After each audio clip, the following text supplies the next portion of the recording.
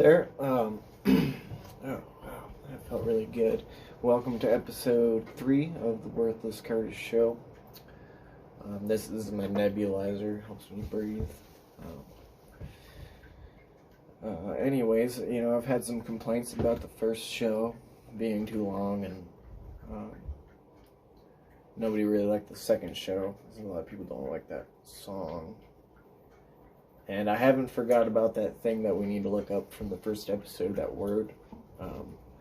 But I did forget to look it up. But anyways, thanks for coming. Today's going to be another kind of Sunday school type episode. We're going to talk about one of the greatest songs that was ever written. And that is Amazing Grace. Amazing Grace. Many of you have probably heard it if you've ever been to a funeral, or sometimes they play it at church. Some people have told me.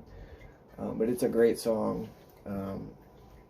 Everyone should know it. It's Amazing Grace, fucking Sweet Home Alabama, like they're both like that's how good Amazing Grace is.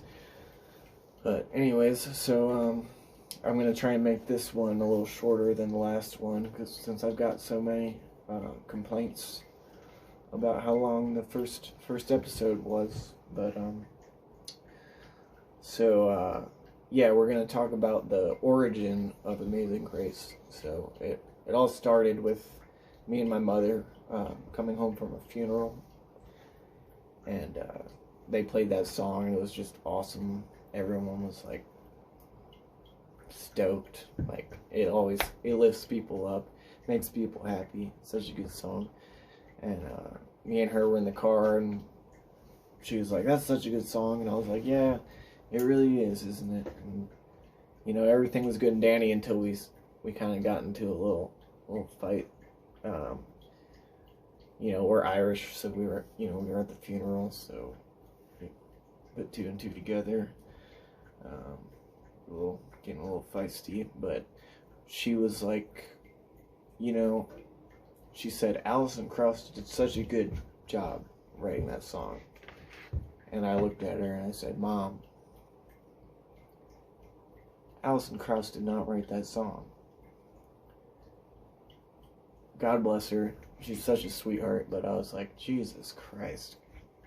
Everybody knows that fucking Chris Christopherson wrote that song. Who else could have written something like that? But then my grandma, she's in the back seat with me. She's like, she said that God wrote that song, and I was like, "Grandma, God didn't write that song either.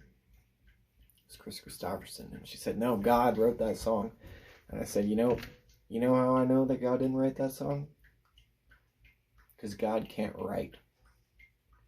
She was astonished, but once I told her why I knew that, she believed me, because God, he's a good guy. I love him. Like, he's right over there. He's right here. He's everywhere. But bless his heart, he can't write. He had to hire 60 ghostwriters to help him write his memoir. I mean, come on. He couldn't have written that song. And then my dad goes, he's like, "Well, that song was in Oh Brother, Where Art Thou?" And I'm like, God damn it, he fucking got me. That's when I really started to think that maybe I wasn't right, because, I'm not always right. 75% of the time, I'm wrong. So I had to think about it, because Oh Brother, Where Art Thou came out in the 1930s. It was a good movie. So I was like, how could that song have been in that movie when Chris Christopherson wasn't alive yet? And that's when I realized Chris Christopherson is a time traveler. That's the only valid explanation for any of this. He must have gone back in time and played that song for people so that they could know that God was real, and so that they could go to heaven. That's how good of a guy he is. It's fucking awesome, man. You ever seen him in Convoy? God damn, fucking badass.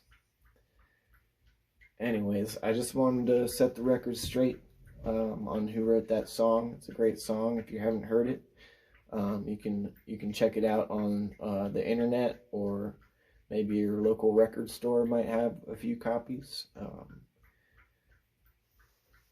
And thanks for listening. I'll see you next time.